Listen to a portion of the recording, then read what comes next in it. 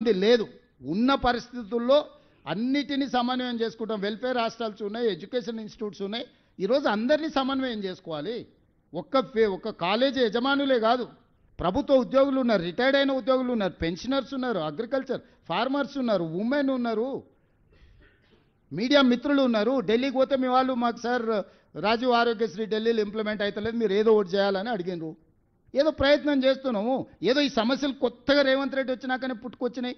ఈ సమస్యలకు మొత్తం రేవంత్ రెడ్డి కారణం అన్నట్టు మీరు ఏ రాజకీయ పార్టీలతో అంటగాగుతారు, మీ వెనకాల ఎవరుండో తెలుసుకోలేనంత నిద్రావస్థలు ఉన్నామా మేము? మాట్లాడుతున్న 3-4 పేర్లు తీయండి, వాళ్ళు ఏమేమి అడిగినో గవర్నమెంట్ను చూడండి. అవి ఇయ్యనందుకే కదా మీరు ఇవన్నీ చేస్తున్నది. బ్లాక్మెయిల్ చేస్తుర్రా గవర్నమెంట్ను? మీ కాలేజీలో ఏమున్నది ఏం లేదు, మీరు ఎట్లా తీసుకుంటారో, ఎన్ని షిఫ్టింగ్ అడిగిండో, వాళ్ళ నాయకుడు అనేటాన్ని ఎన్ని కాలేజీలు షిఫ్టింగ్ అడిగిండు, మూతబడ్డ కాలేజీలకు ఎన్నిటికి పర్మిషన్ అడిగిండు. ఇవ్వకపోతే ఈరోజు దాన్ని అడ్డం పెట్టుకొని ఎవరెవరు ఆఫ్ క్యాంపస్లో అడిగినారు, ఎవరెవరు కొత్త కాలేజీలు అడిగారు, ఎవరెవరు ఏం అడిగినారో నా దగ్గర లిస్ట్ ఉంది. ఈ తమాషాలన్నీ పనికిరావు, వాళ్ళు ఏదో అనుకుంటారు పిల్లల్ని రెచ్చగొడతామని.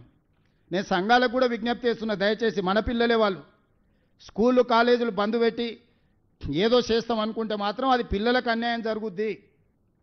ప్రభుత్వం దగ్గర నిధులు ముందల పెడతాం. ప్రతి నెల నాకు 18,500 కోట్ల రూపాయల ఆదాయం ఉంది. దీంట్లో జీతభత్యాలు ఏమి ఇవ్వాలి, వెల్ఫేర్ ఏం చేయాలి, డెవలప్మెంట్ ఏం చేయాలి, వాళ్ళనే వచ్చి కూర్చొని చేయమని చెప్తున్నా. నేను మీకు కూడా కమిటీలు వేస్తా. 18,000 నుంచి 18,500 కోట్ల కంటే ప్రతి నెల రాష్ట్ర ప్రభుత్వానికి ఆదాయం లేదు. 6,500 కోట్ల రూపాయలు ప్రభుత్వ ఉద్యోగులకు జీతాలు పెన్షన్లు ఇవ్వడానికి పోతున్నాయి. 6,500 నుంచి 7,000 కోట్ల రూపాయలు చంద్రశేఖరరావు గారు చేసిన అప్పులకు అసలుకు మిత్తికి రిజర్వ్ బ్యాంక్ అట్నుంచి అటే పోతుంది. నన్ను అడగను కూడా అడగరు, ఆటోమేటిక్గా పోద్ది. 13,000 కోట్ల యావరేజ్గా పక్కా ఖర్చు. ఇక మిగిలిందే 5,500 కోట్ల రూపాయలు. 5,500 కోట్ల రైతు రుణమాఫీ ఏం చేయాలి, రైతు భరోసా ఏమి ఇవ్వాలి, ఆర్టీసీ బస్ ఏమి ఇవ్వాలి, షాదీ ముబారక్ ఏమి ఇవ్వాలి, కళ్యాణ లక్ష్మి ఏమి ఇవ్వాలి, పెండింగ్ ప్రాజెక్టులను ఏం కట్టాలి, రిటైర్మెంట్ ఉద్యోగస్తులకు పెన్షన్స్ లేకపోతే వాళ్ళ రిటైర్మెంట్ బెనిఫిట్స్ ఏమి ఇవ్వాలి, పిల్లల ఫీజు రియంబర్స్మెంట్ ఏమి ఇవ్వాలి, సీఎం రిలీఫ్ ఫండ్ ఏమి ఇవ్వాలి, ఏమి ఇవ్వాలి? ఉన్నదే 5,500. దాని మీదనే సాము చేస్తున్నాము, నిత్యం తల బద్దలు కొట్టుకుంటున్నాము. సహకరించాల్సింది పోయి ఆదాయం ఉంటే మేము అని ఆపుకుంటున్నాం. వాళ్ళనే కమిటీ ఏమనుంది, వాళ్ళ చేతికే చిట్టి అప్పచెప్తారు. రేపు 3 నెలలు, డిసెంబరు, జనవరి, ఫిబ్రవరి, మార్చి 4 నెలల ప్రణాళిక వాళ్ళనే ఏమన్నారు. మొత్తం ఆదాయం వాళ్ళకి అప్పచెప్తాం. గల్లపేట కాడ వాళ్ళనే కూర్చోబెడతాం. కాలేజీలో చదువులు చెప్పేటోళ్ళు మేనేజ్మెంట్లు తెలిసిన వాళ్ళే కదా, వాళ్ళ వెనకాల ఉన్నోళ్ళు వాళ్ళు కూర్చొని 18,000 నుంచి 18,500 కోట్లు ఏదైతే మనకు ఆదాయం వస్తుందో దేనికి ఖర్చు పెట్టాలని చెప్పండి. జీతాలు ఆపాలనా? బ్యాంకు మిత్తులైతే మనం ఆపినా ఆగదు. రైతు భరోసా ఆపాలనా, షాదీ ముబారక్ ఆపాలనా, కళ్యాణ లక్ష్మి ఆపాలనా, రాజీవ్ ఆరోగ్యశ్రీ ఆపాలి, ఏం ఆపాలనో చెప్పమని వాళ్ళే చెప్పమని. ఏది ఆపితే ఏది ఇవ్వాలి? ఎస్సీ ఎస్టీ బీసీ మైనారిటీ పిల్లలకు వెల్ఫేర్ హాస్టళ్లలో భోజనం డబ్బులు ఆపాలనా?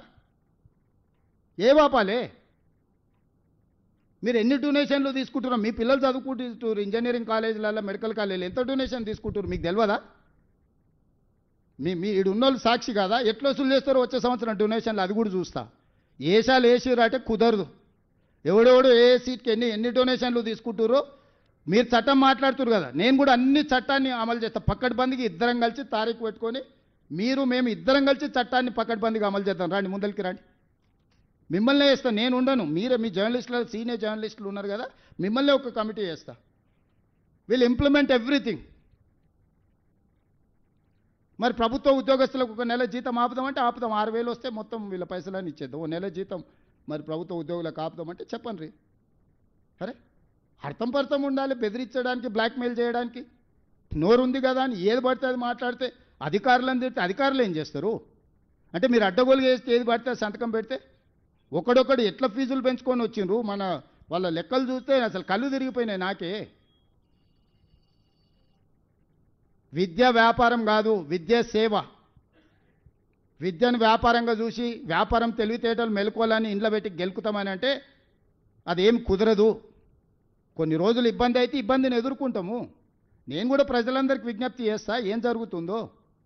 ప్రభుత్వ ఉద్యోగులు కూడా ఆలోచన చేయండి. మీరే మీ దగ్గరనే ఉంది కదా ఫైనాన్స్, నా ఇంట్లో ఏముండదు కదా, నగదు లెక్కలన్నీ అక్కడనే ఉన్నాయి. అర్థం లేకుండా మాట్లాడి ఏది పడుతుంది మాట్లాడి, ఎట్లా పడితే అట్లా మాట్లాడి మీ వెనకాల రాజకీయ పార్టీలు ఉన్నాయని చెప్పి మీరు ఏది పడితే అది మాట్లాడతారా? మీరు అడిగిన అన్ని అనుమతులు ఇవ్వాలనా? అరోరా రమేష్ ఎన్ని కాలేజీలకు అడిగిండు? ఎన్నిటికి అడిగిండు? అన్ని అనుమతులు ఇస్తే ఉంటుందా ప్రభుత్వము? ఆ జయప్రకాష్ ఆయన మహబూబ్నగర్ ఆయన కాలేజ్ మహబూబ్నగర్లో ఉంటా, హైదరాబాద్లో క్యాంపస్ పెట్టుకుంటాడంట, అనుమతి ఇవ్వాలంట ఆయనకు. ఇవ్వకపోతే బ్లాక్మెయిల్ చేస్తాడంట. ఇదా ఎట్టకెళ్ళి తెచ్చేయాలి నేను? నీ ఉన్న కాలేజ్ ఏడా, నువ్వు నడుపుతున్నదేడా, నీకు ఆఫ్ క్యాంపస్ ఏడు ఇవ్వాలి? ఇక దీని వెనకాల ఉన్న బీజేపీ నాయకులు ఏం అడిగిరో నాకు తెలుసు కదా, ఏమి ఆఫ్ క్యాంపస్లో అడుగుతారు, ఏం అడ్డగోలుగా చేస్తేనేమో మంచోడు. కనీసం చట్టాన్ని కొంచెం అమలు చేద్దామంటే మేము ధర్నాలు చేస్తాం, దీక్షలు చేస్తాం, రోడ్ ఎక్కుతాం. మా ఆర్ కృష్ణయ్య అన్న కూడా అమాయకంగా పోయి వాళ్ళ ఉచ్చులో పడుతున్నాడు. కృష్ణన్న అమాయకత్వంగా అట్లా పడకు, నువ్వే పెద్ద మనిషి గుండు, ఫైనాన్స్ నీకు అప్పచెప్తే చెయ్యి, నీ మీద నాకు గౌరవం ఉంది. నువ్వు మందకృష్ణ మాదిగ ఇద్దరు కలిసి కూర్చొని ఈ 18,000 కోట్ల చిట్టి మీ చేతిలో పెడతా. రేపు రాబోయే 4 నెలలు ప్రభుత్వం ఎట్లా నడపాలనో మందకృష్ణ మాదిగకు ఆర్ కృష్ణయ్యకు ఇద్దరికి అప్పచెప్తా, మీరే నడుపురి, చెప్పురి. మీరు ఎవరికి ఏమంటే వాళ్ళకే రిలీజ్ చేస్తాడు. నేను బట్టి విక్రమార్క గారికి, సందీప్ సుల్తాన్కి, చీఫ్ సెక్రటరీకి ఆదేశాలు ఇస్తా. వీళ్ళిద్దరే ఫైనాన్స్ కమిటీలు ఉంటారు. ప్రతి నెల 1వ తారీఖు నుంచి చివరి తారీఖు వరకు వాళ్ళు చెప్పినట్లు నిధులు విడుదల చేయండి అని. ఎవరికి ఏమంటే వాళ్ళకి ఇస్తా. పో నేను అప్పు ఊడుతుందా బజార్లో అదన్నే తీసుకురండి.